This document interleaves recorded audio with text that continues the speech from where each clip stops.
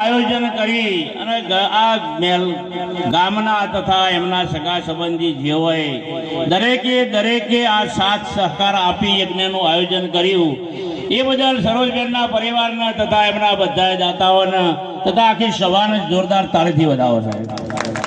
ધન્યવાદ છે મહાપુરુષોને. આવા મહાપુરુષો સંતોને બહુ વાલા હોય છે.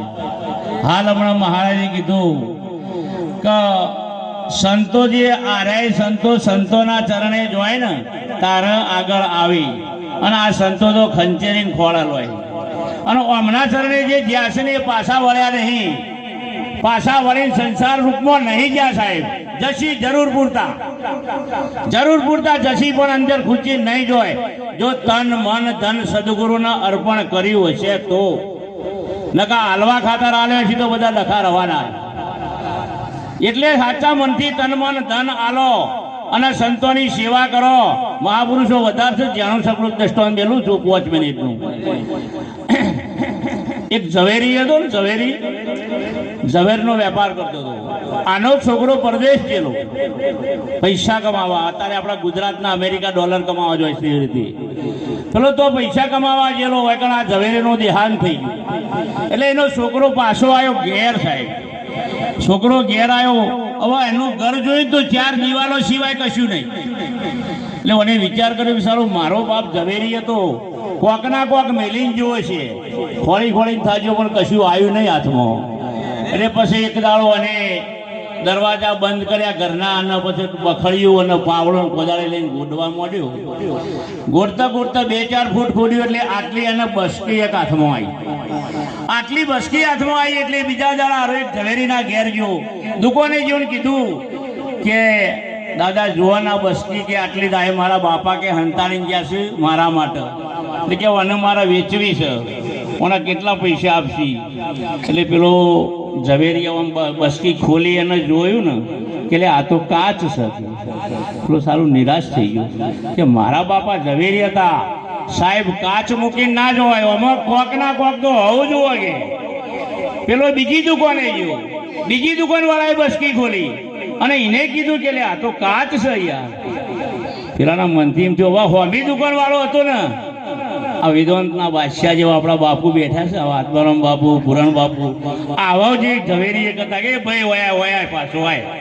પેલા બોલાયો પાછો આય કે શું છે તારે ચમ દુકાને ફરે છે કે આ બસકી મારા બાપા કે મૂકીને ગયા હતા ને મારા બાપા ઝવેરી હતા. ઝવેરીને ઓળખાણ એટલે કીધું કે તું તો હમનો દીકરો છું કોઈ અધો નહીં લાય મારે પાણ બતાય. પેલા એ ખોલી એને શું કીધું ખબર છે સાહેબ કે આ ઝવેરાતની એટલી કિંમત આવે છે ને તો પેલોના પહાણ એટલા પૈસા નહીં યાર. હું વાત કરતા તો અહીં આવી પેલોના પહાણ નહીં આટલું બધું વેચી મારે તો મેળ પડે એવો નહીં. એટલે એ કોમ કર મારા પહાણે નહીં ઓના બરોબર હાલવાની કિંમત મારા જોડે નહીં.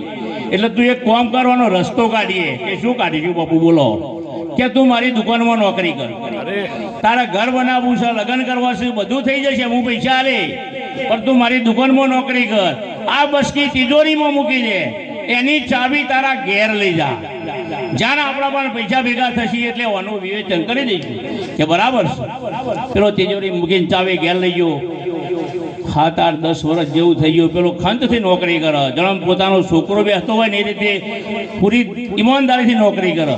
હવે ઓના ઝવેરીને થઈ ગયું કે આવા પાવરફુલ થઈ ગયો છે. એક બીજો ભાઈ શેઠ આવ્યો એના આ ઝવેરાત વેચવા માટે. ઓના ભાઈ ઝવેરાત હતી ને સાહેબ 5 થી 6 લાખની. એટલે પેલા કિંમત કરી શેઠને જોઈને આ ઝવેરાતની ખોટી કિંમત કરી સાહેબ કે ભાઈ આ તારી ઝવેરાતના 5 લાખ રૂપિયા આવો. પેલો છોકરો બોલ્યો કે 5 લાખ ના આવો કે 100 લાખ આવો કે. પેલો શેઠ વિચારમાં પડી ગયો કે વાહ ભાઈ વાહ આવો પાકો થઈ ગયો કે. એને કહ્યું નહીં. પેલાને 100 લાખ આલ્યા જતો રહ્યો. પછી બીજા ત્રીજા દાડા કીધું કે ભાઈ હવે જો આપણા પણ માલ મિલકત પૈસા વધી ગયા છે અને તું કે પેલી બસકીથી મેલી છે ને તિજોરી ચાવી લેતો હોય અને તારા હાથે ખોલ ને તું તારા હાથે કિંમત કરે નહીં. તારા હાથે તું કિંમત કર કેટલા રૂપિયાની થાય છે. અને ખોલી તિજોરીમાંથી એનો પછી આમ કરીને જોયું કે સાહેબ આ તો કાચ છે. જો આ પેલા શેઠને એને કાચ કીધો હોત તો સાહેબ અંદરથી તૂટી જોત.